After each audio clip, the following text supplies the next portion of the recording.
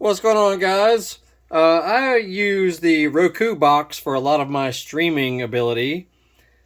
It's fantastic. If you have not tried it yet, I highly recommend it. However, for some reason, the YouTube TV app has disappeared. And I searched for it also to try and add it.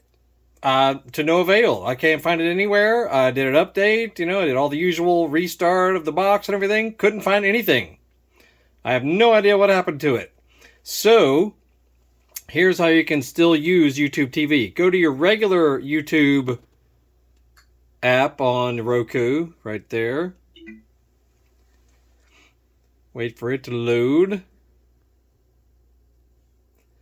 Now, go over here to the left side where all the menus are and go all the way down.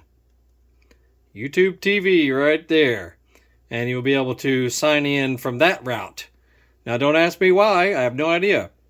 I've been using it for over a year on the Roku box with no problem. But all of a sudden, the app started having a problem. So I removed it in hopes to just re-add it.